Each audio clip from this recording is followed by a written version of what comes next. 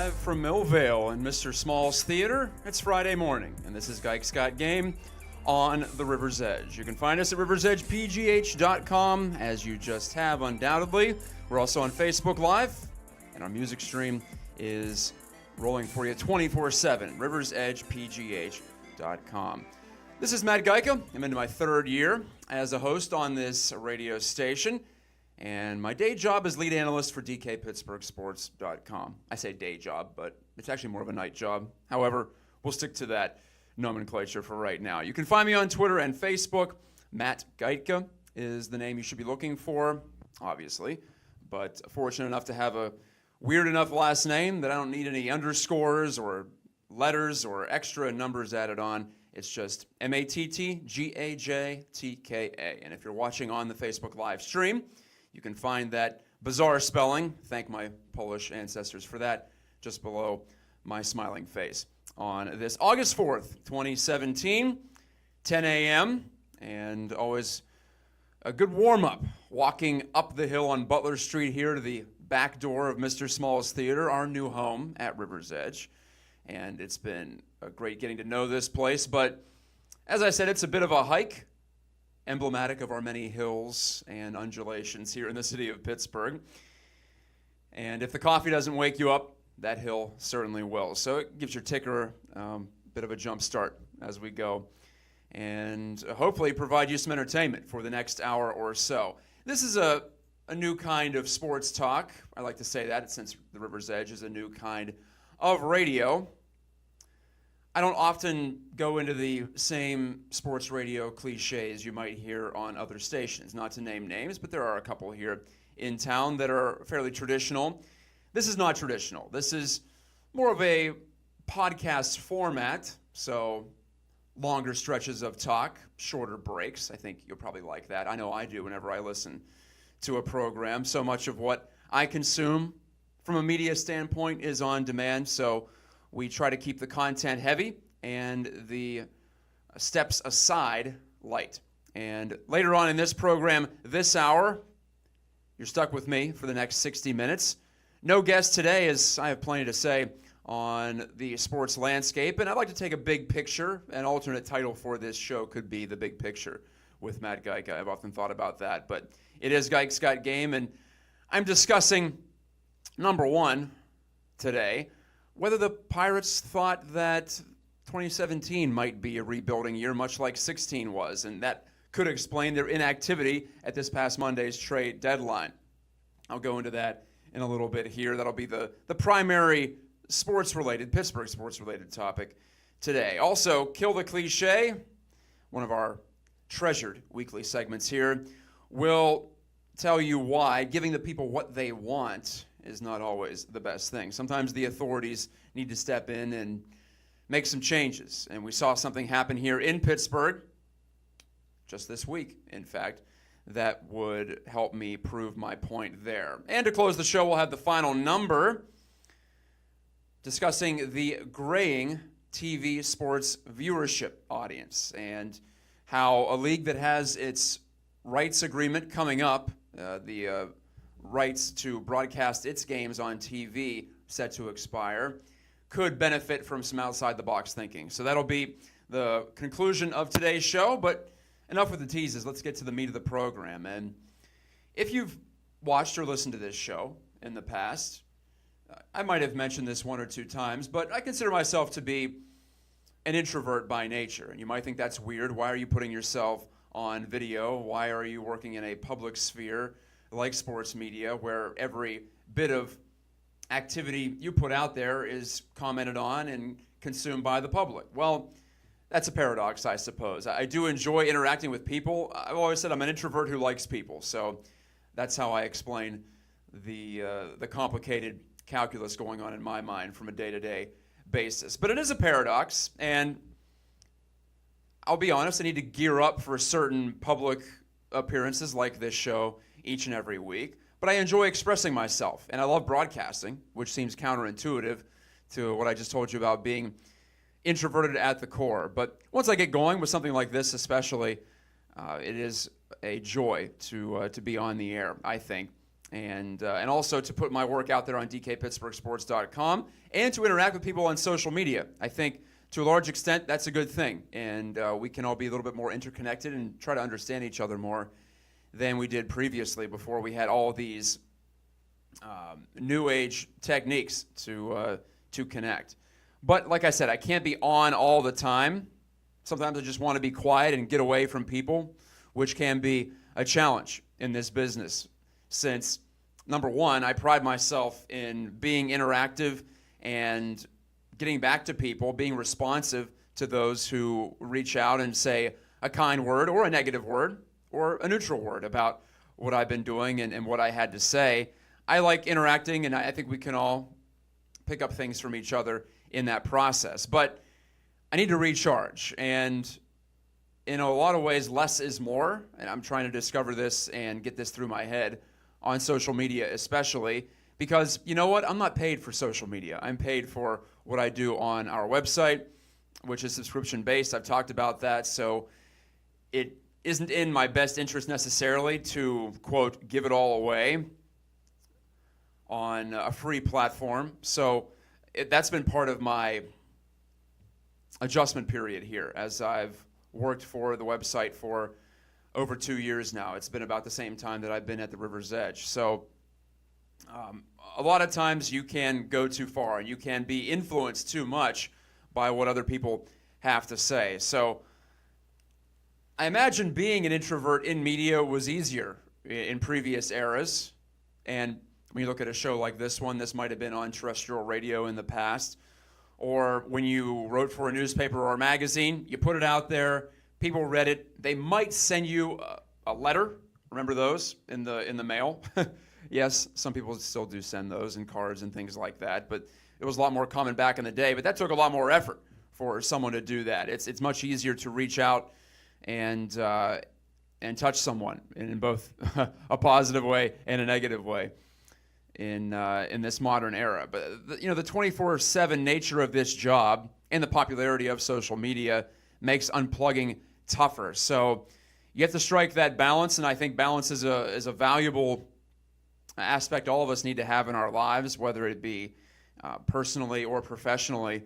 So I know many of you out there probably feel a similar way because we're all living public lives if we are on social media platforms. If it's really tough to live a private life, as many celebrities would probably tell you too, to the detriment of them, and also it can lead to the rise of someone's profile too. I've benefited, I think, from the modern atmosphere because the traditional gatekeepers are gone, and thus you can, just on the quality of your work and your personality, bust those doors down. Whereas in the past you had to have the approval of certain decision makers at legacy media companies if you're in my field. So I am not in any way ingrateful for what has gone on and how this media field has been democratized.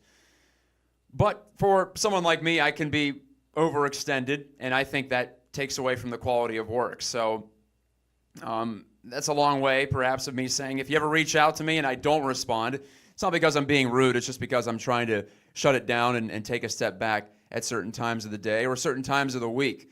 And, well, I have a kid at home now, too, so that takes up more of my time as well. And I think that's forced me, in fact, to take a step back and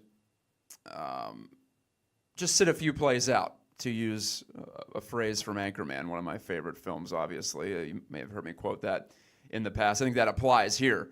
You always want to be refreshed, and in a creative field, too, I think, as well, it benefits you to take a break and not always be interacting, not always be in the phone and looking at what people might be saying about what you do. And it's a gift and a curse because, like I said, when you are interacting with people, you can learn things and you can polish up your own performance, whether it be in this form, broadcasting, or written.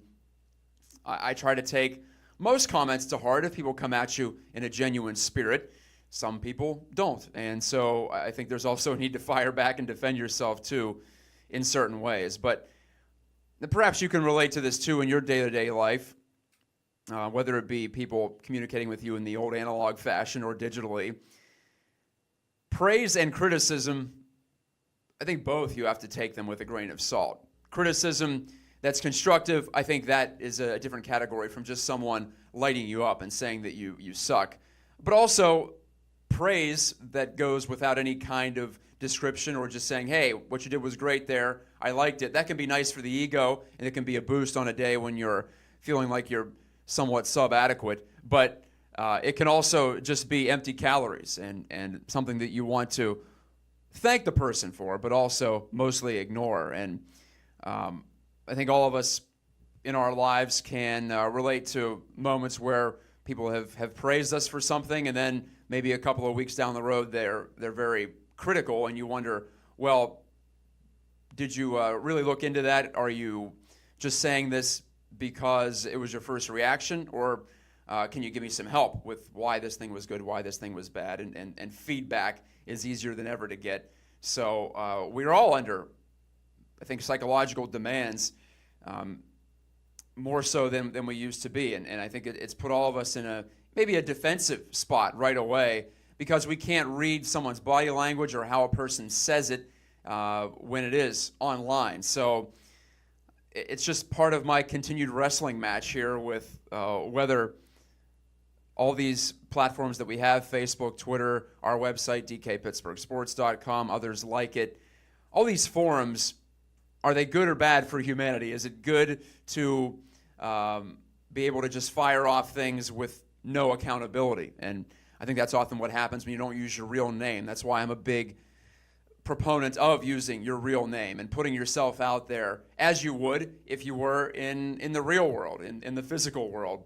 And in those cases, you have to be accountable because you're there and people know who you are. So if you hide behind a username, in some cases, I don't want to restrict that because that could also restrict free speech. And I believe, as I think many do in this country, that free speech helps make America what it is. And I do love it. But I think the Founding Fathers believed that free speech should also be attached to your reputation. So we've gotten a little bit away from that, and we've lost some of that accountability, like I said. So when there is someone out there anonymously either praising or criticizing you, like what happens in my field, I believe you have to take a step back and consider the source, and also look inward and wonder whether this person has a point. But there's so many more opportunities for those kinds of distractions, and I think it's tougher to put out quality work. So anyone who's working out there in a public field,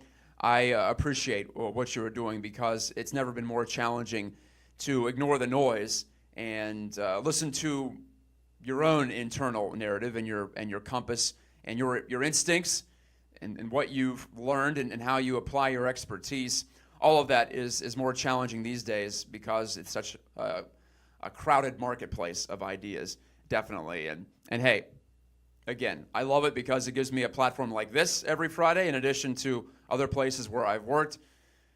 But we all have to realize that this is not the end-all and the be-all, and this is not real life in some ways too. So we need some balance. And like I said, as an introvert, maybe I'm lucky because naturally I do want to step away and retreat within myself sometimes in order to get my equilibrium back as far as what I should be doing, where I should be doing it, and how much time I should be devoting to certain things throughout the day. So what do you think about that? Leave a comment on Facebook Live as we are broadcasting here from Mr. Small's Theater. Very deep first segment on Geigs Got Game. Felt the need to talk about that. That's something that often comes up in my mind over the course of a given day, especially on a work day. So we'll take a step out and listen to some local music. Of course, we love having it here on riversedgepgh.com. That's the bedrock upon which our network has been built. Brian Crawford is to my left. He's on the ones and twos today. He'll send you away, and when we come back, we'll get into some more traditional sports talk. I have some thoughts on the Pirates 2017 season and the mentality they took into it, and I got some insights from stopping by at the ballpark. Yes, I finally got back to PNC Park on Wednesday night, leading up to a game against the Reds. It had been about 3.5 months. Felt like a class reunion in some ways, but it also enlightened me on on where the Pirates might have been coming from and why they were so darn quiet, upsetting many of you at the MLB non-waiver trade deadline, which passed on Monday afternoon. I am Matt Geica. This is Geics Got Game, and you are listening to The River's Edge. Go, it's green. Come on. Go. God damn it, Brian. You need to calm down Yeah, with the road I'm sick rage. of these people, these assholes. The road rage, man. You got to calm down on the road rage. Well, I want to get to where we're going. We have a lot of great stuff coming up. We're going to Falling Water, Bicycle heaven. the Mattress Factory, Tuck Knob. Trundle Manor. All right, which way do I go? Which way do I go? Come on, right, come on. Right. Too late now. Right, come on. Well, too late now. I got to keep going. I'm not going to sit here like some asshole. Oh, come on, man. All right, you're listening to The Culture Cruise. You can find us at riversedgepgh.com. Your local Pittsburgh area museum podcast. Yes, riversedgepgh.com, and come take a ride with us. Back in the Mr. Smalls Theater, I am Matt Geica, the well-hydrated Matt Geica. I got a couple of bottles of water. Brian Crawford's alongside, and I want to ask him some input on my opening segment here. Brian, how do you handle feedback online? Because, like I said, so much of it can be anonymous, so much of it can be pointless, and whether that can also be positive and negative too. It's not just the criticism that can just be thrown out with yesterday's garbage, but you also want to respect the people who are coming at you from a genuine point of view. So, as someone who gets, I'm sure, a lot of feedback on what we do here, how have you approached that? It depends on the person. So, as you mentioned, genuine point of views that people want to give, or real insight. I try to constructive criticism. Well, it depends on that. I mean, Okay. if somebody gives me constructive criticism on my show, like it's like I'm trying to help you out. It's like, Oh, okay. come on, Yeah, well, get out of here. That's your domain, yes. Yeah. So, but it depends. If somebody has ideas for the station, I'm very open to ideas on how we can grow or do things differently. We're a community, even though we're not a nonprofit station, we are a community station. We've been stewards of spreading the community news and trying to be part of the community in many ways. So definitely open to ideas like that. Other people, you can kind of tell where someone's coming on social media. Mm-hmm. As much as you don't see people's body language, you can kind of see if they're trying to cause issues or whatever. So some people I just don't even respond to. Yeah. If it seems like they're a troll and they're just... for example, certain issues you'll talk about, and the way someone responds, they don't have enough cells rubbing between the ears to kind of hear good way another of putting it. perspective. Yeah, so someone like that, I'm either going to mock them or just not respond at all. Now, somebody who has a different point of view than me, if they're coming at it from a rational standpoint, then yeah, I will engage in dialogue, and maybe they are offering something that I haven't considered. But again, you can usually tell if it's somebody who's a drone that's been brainwashed to come in with a certain perspective versus somebody who has a different opinion that can maybe, again, rub those brain cells together and formulate a coherent thought. Do you have to fight the urge to snap back at someone who's just trying to be an angry person, just being destructive?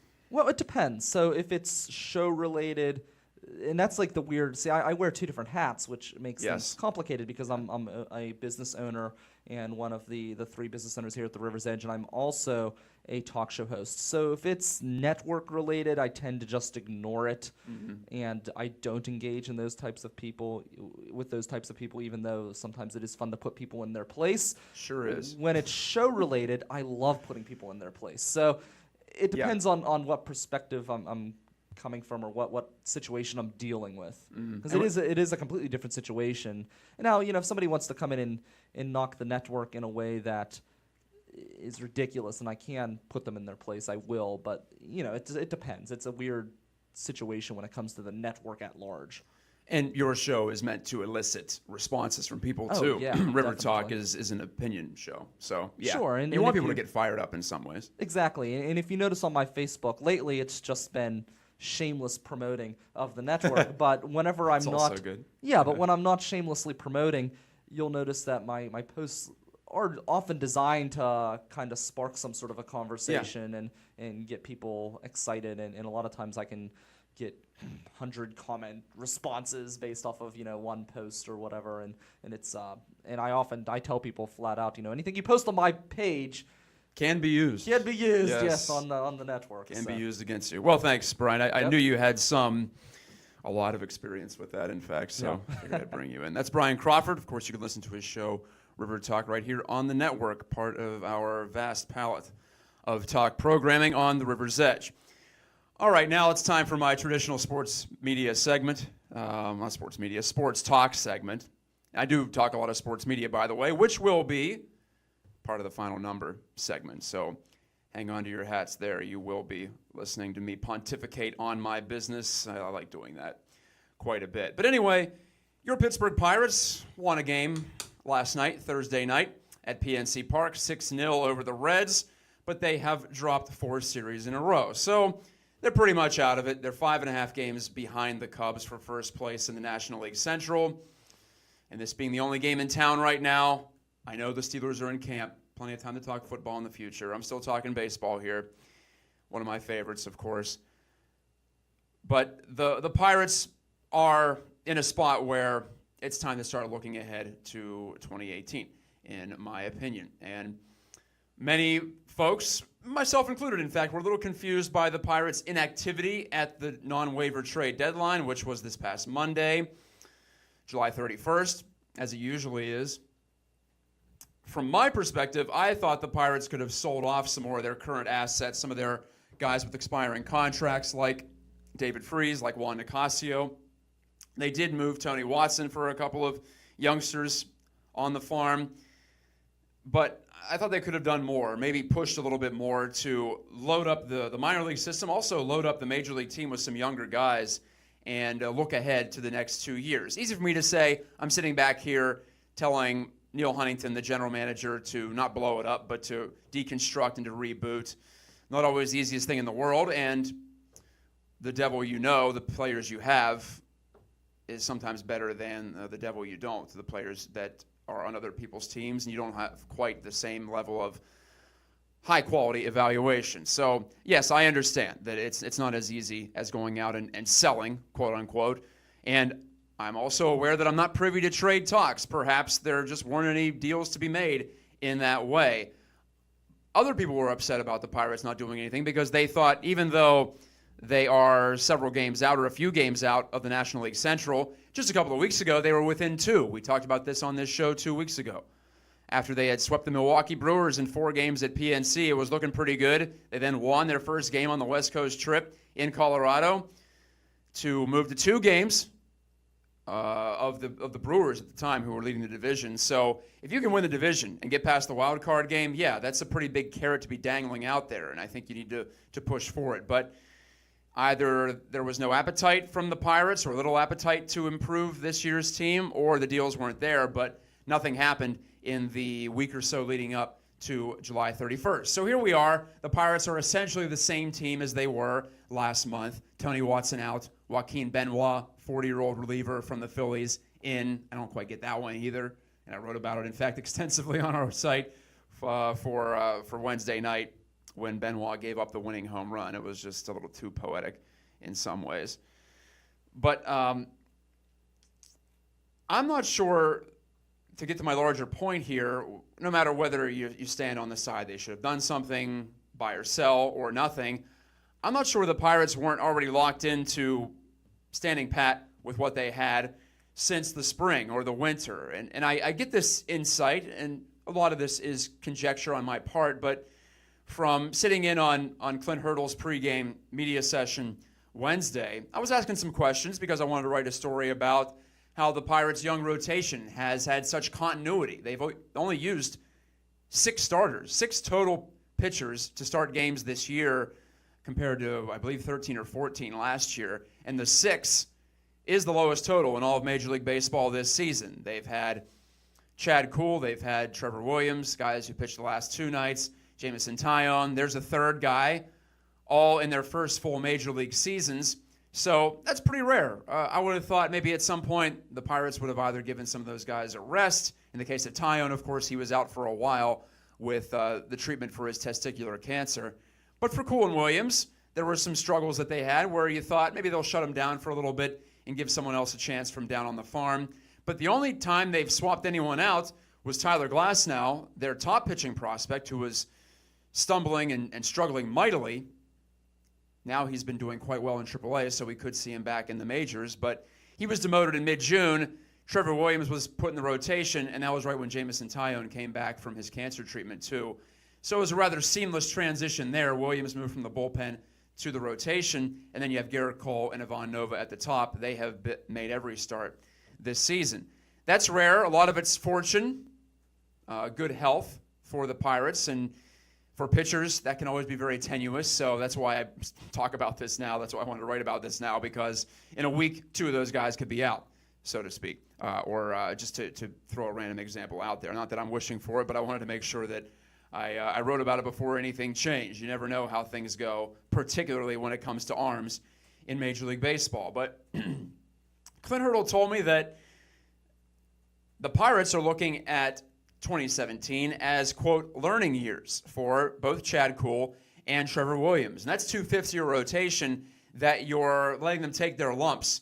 And Kuhl himself even told me, as I wrote about in today's Friday Insider on the website on DK Pittsburgh Sports, that he was told that it was the plan for him to ride out the entire year, to get a full year, so the Pirates know what they have, and also he knows what he has and how he can handle Major League hitters for 6 months. He was up for about 3 months last year, but the league has adjusted back. Jameson Taillon, in fact, is going through some troubles now as the league is pushing back on him and adjusting to his tendencies that he's shown over his first year in the majors. So neither here nor there. This year has been considered a learning year. But you don't put 40% of your rotation, and maybe even throw Taillon into that mix too as his first full season. You don't have 3/5 of your rotation in that case as designated learners while also thinking that you're going to be aggressive and be a contender. Now, they ended up being division contenders right at the end of July, so perhaps that changed some plans, and maybe that betrayed what Huntington had going all along. He probably just wanted to let it ride and see how some of these young guys did, and continue to do that throughout the year in anticipation of them being better for it, better for the experience in 18 and 19.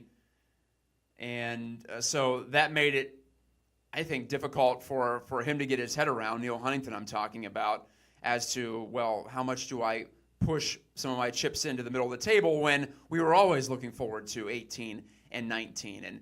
And Huntington got into some trouble with the public and the media too, with talking about how he wanted to bridge the gap or have a bridge year in 2016, last year, when they fell below 500 after 3 consecutive playoff appearances, because I think he saw the leanness of the starting rotation and the fact that someone like Jay Happ, whom the Pirates helped rehab late in the 15 season, go out and get a big contract with the Blue Jays.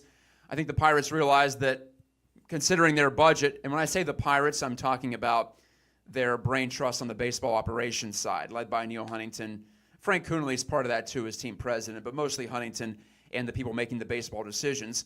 I think they realized that given the budget constraints that they had from Coonelly and up at the top, primary principal owner Bob Nutting, that they were going to have to develop their own starting pitchers, and they weren't going to be able to get some of those great discounts that they got from players like Edinson Volquez and A.J. Burnett, to name a couple. If you want to go in the bullpen, Jason Grilli was a great pickup too, an undervalued guy. It's tougher now. Most front offices are very smart, and most front offices have a lot more money at their disposal than the Pirates do. So the one way, as a low-spending, lower-revenue team like the Pirates, to build a contender is to develop your own talent. And I think the Pirates resigned themselves to simply not punting the football down the road for 18 and 19, but if they were to be ahead of schedule this year, like the Brewers were for a while this season, that would have been great, but they weren't expecting anything out of the ordinary positive from these starters this year. And to have starting pitching that's young and under control, it's so valuable for a team like the Pirates. So they were willing to ride out through some speed bumps and some difficulties this year.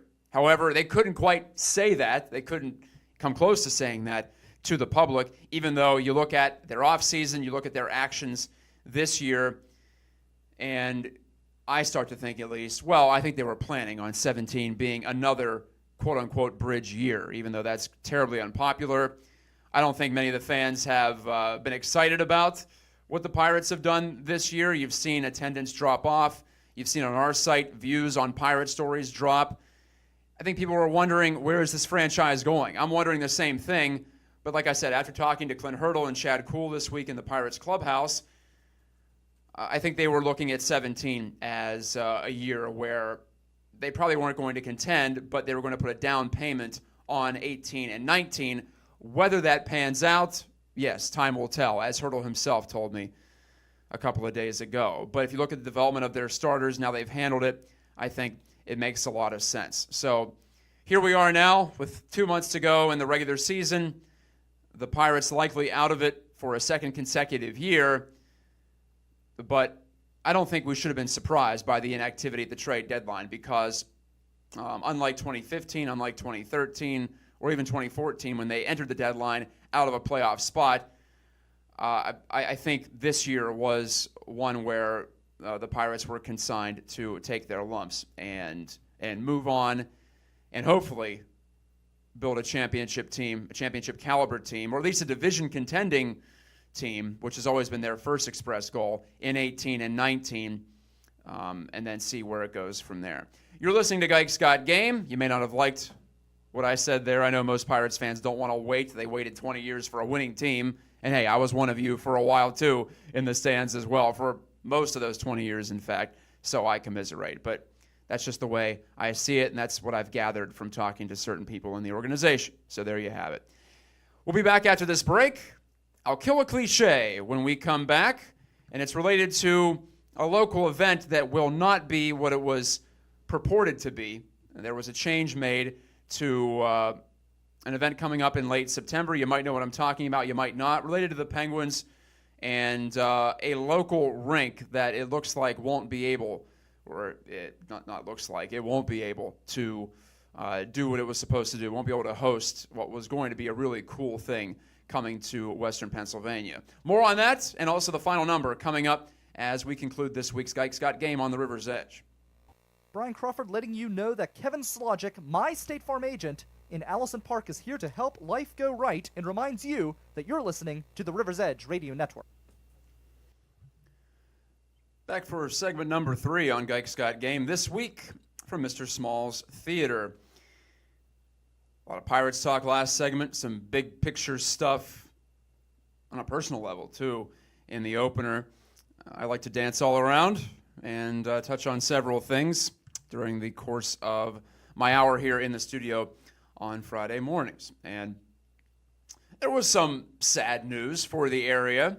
I don't typically spin off news into a segment on this show, not that often at least, but in this case I think it's quite important because we often hear, whether it be in sports or in life, that you want to give the people what they want. Well, in this case, giving the people what they want has led to a buzzkill for Belle Vernon and the South Hills of Pittsburgh, because you might know this if you're a sports fan, and especially a Penguins fan.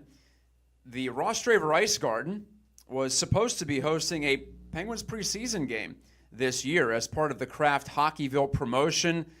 Ross Draver got the most votes in the country to host this game between the Penguins and the Blues in late September. And you might recall 2 years ago, Johnstown won the Kraft Hockeyville endowment, if you will. It's $150,000 that comes from Kraft and the NHL to help renovate a local rink that could really use it. Last year was in Marquette, Michigan, way up north. The other state that I've spent a lot of time in my life. Not in Marquette, though. That's way up there.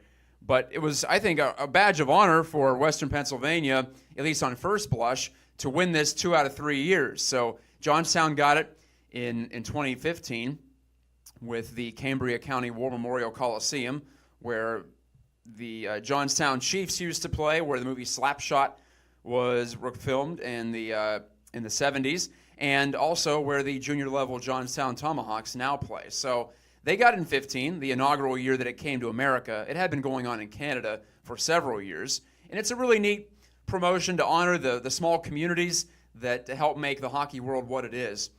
So it was supposed to come to the Rostraver Ice Garden. And I've played in some rinks around the area. I've never played in Rostraver. I heard it was in need of repair, pretty desperately, in fact, which might be part of the reason why it won. But as it turns out, not to bury the lead too much, but the Rostraver Ice Garden will not be getting its 15 minutes of fame. And I'll read directly from DKPittsburghSports.com and the story from Josh Yohe, our Penguins beat reporter.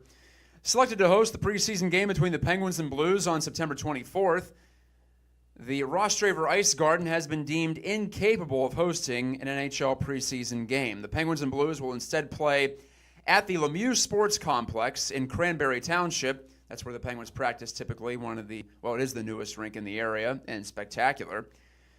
So it'll be at 8 p.m. on September 24th, as opposed to where it was supposed to be at the Rostraver Ice Garden in Belle Vernon. Members of the Belle Vernon community and youth hockey players who participate at Rostraver will receive the majority of the tickets still, but it's a hike up north, and it won't have the same cachet. The game will still be televised nationally by NBC Sports Network, and Rostraver Ice Garden, maybe the most importantly, will still receive the $150,000 in arena upgrades that every Kraft Hockeyville winner receives. Now let's read from the press release from Kraft and the NHL. Following a thorough and careful review, Kraft Hockeyville USA partners determined Rostraver Ice Garden is not equipped at this time to host an NHL preseason game. Decisions regarding the location of Kraft Hockeyville are made by all USA partners who work together to ensure that each year's game is held in a facility that meets the standards required by the competition's official rules. There will still be 4 days of events at the Rostraver Ice Garden, by the way, including the Penguins will have a morning skate there on the day of the game in Cranberry. So there's something. The Penguins will also bring their in-game entertainment crew to the facility for a youth hockey game. So that's fun as well. There's still some cool things going on at the Rostraver Ice Garden. But number one, I don't understand how this got to this point, how this facility was even in position to win this award when less than 2 months out of the event as planned, suddenly Kraft and the NHL has to pull the plug. So there were some failures in vetting going on here that allowed it to get to this point where you had to all of a sudden pull the plug, and now it doesn't feel anywhere near the same. It's going to be at a state-of-the-art practice facility, which, if you're the Blues, why even do this now? It doesn't make a whole lot of sense. Why not just play it down at PPG Paints Arena? So there's that. But more pertinent to what I'm talking about here, and more pertinent to kill the cliche, to give the people what they want, in this case it doesn't pan out. Perhaps first of all, Western Pennsylvania shouldn't be able to win it 2 out of 3 years. You want to spread the wealth, I think, in this case. Send it to North Dakota, send it to Minnesota, send it to anywhere but Western PA, which had already won it once. And so I think there could have been a moratorium of at least 5 years for rinks in the area to host this. So maybe just the overwhelming response that the Rostraver Ice Garden got in the voting for this award convince people down there, or convince the NHL and Kraft to say, well, we'll figure it out. We'll see whatever problems we might have if they can be fixed. We'll still award it to them, but we'll have this contingency plan in Cranberry. I'm not such a fan of that because, like I said, now Hockeyville just feels like a regular preseason game in a building that does not need any help, in a community that certainly does not need the assistance that Belle Vernon does with its building. So it'll still get the help. Don't get me wrong. It is a good thing to see Rostraver get the renovations, but I wonder what, and this was not mentioned in the press release, but I wonder what the conditions are that have precluded this event from taking place.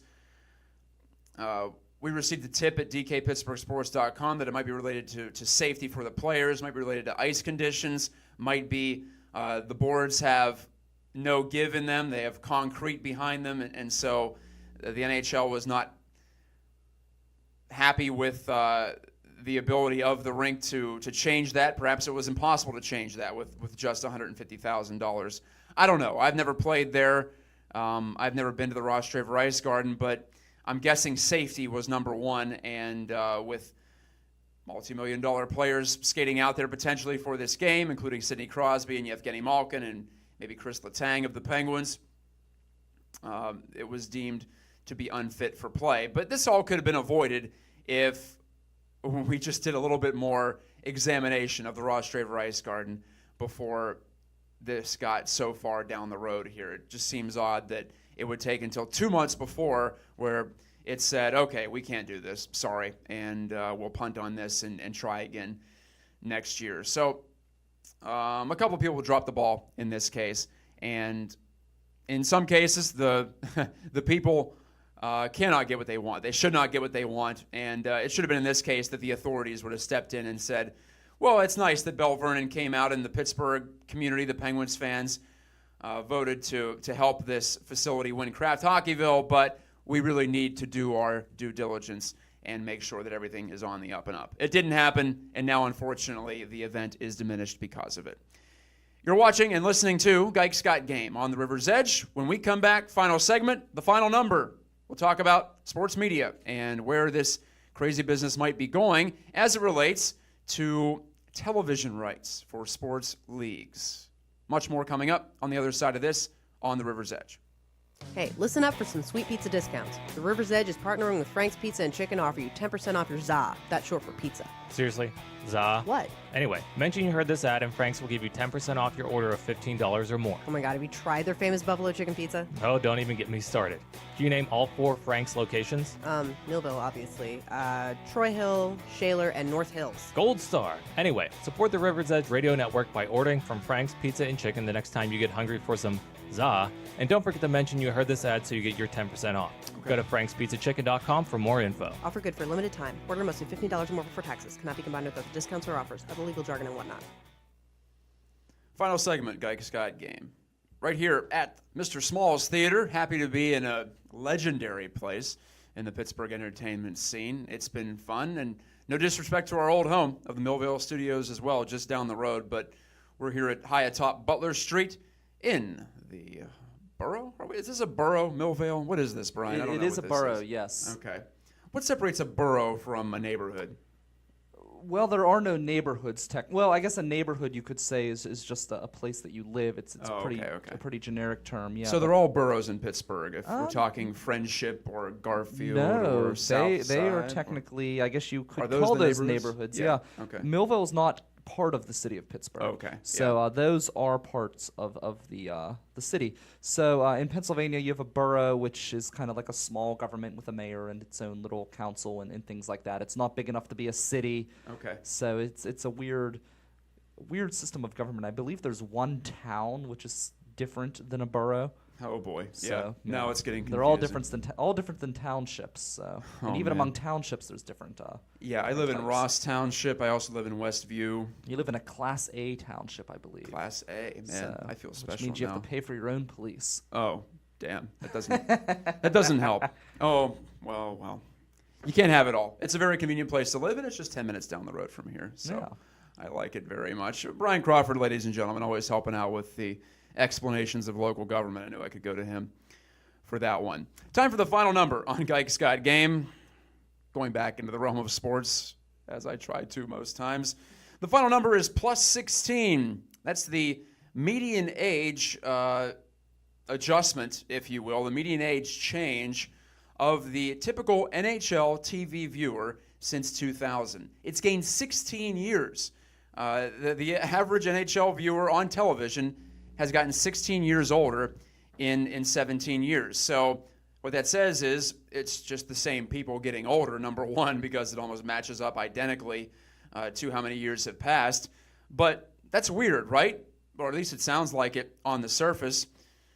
But a report back in June says that for the most part, TV viewers of sports have gotten older on the whole.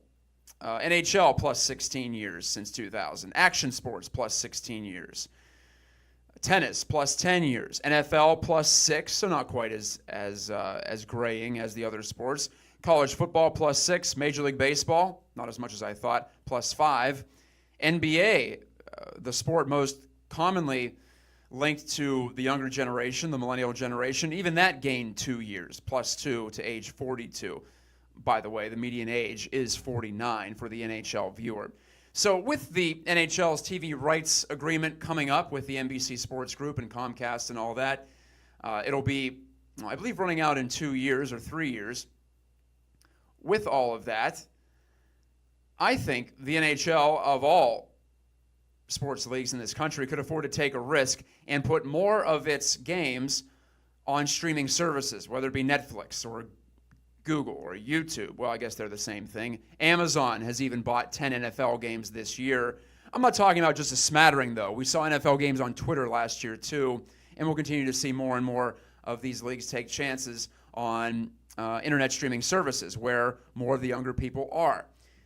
But I think the NHL could really be ballsy in this case. And again, here I am telling people to take risks from my safe spot here behind a microphone. But I believe what I say. And I think especially when you look at the aging TV audience for the NHL, it's got to get younger. I know that doesn't represent all the people who are mostly consuming it via online services like NHL.tv, which is their online property where you can watch out-of-market games, or just catching highlights on YouTube or on the NHL's official website or other places. So the greater point is the younger generation is consuming sports in a different way. And I was reading something, in fact, earlier this week that the Mountain West College Conference, consisting of teams like Colorado State, BYU, Utah, etc., they're considering going away from ESPN or CBS Sports Network or all those places that traditionally carry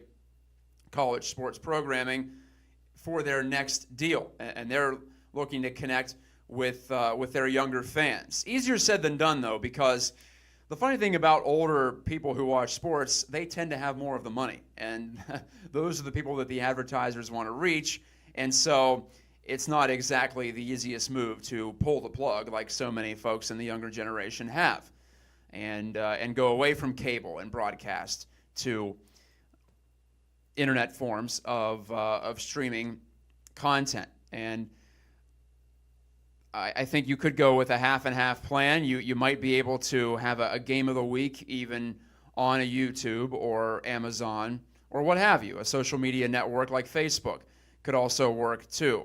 I'm not saying you take big-time pro hockey in particular all the way off broadcast and cable, but I think diversification seems rather wise. I'm guessing people in the boardrooms across our major sport leagues are starting to think this too, considering how the average TV sports viewer has aged, has grayed across the board. And like I said, it's not just hockey, but hockey was hit the hardest over the course of this new millennium, gaining 16 years to the median TV viewer. That's a little scary.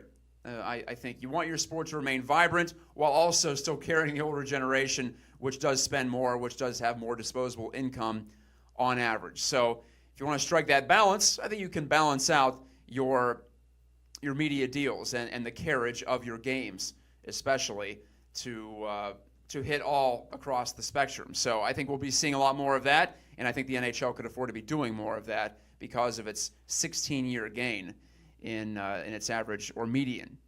A little bit different there between median and average, but its median TV viewer has aged quite a bit as we have gone into this new era where people are consuming media in all forms, like this one. There's a good tie-in on the internet. Thanks for watching and listening to Gike's Got Game. We're available on podcast after the fact as well as in video form on riversedgepgh.com, plus our live Facebook stream. For Brian Crawford, I'm Matt Geiken, reminding you that when the radio fades, you know life's moving fast. It's been great to spend some time with you, and I look forward to doing it again next Friday morning from right here in Millvale at Mr. Small's Theater.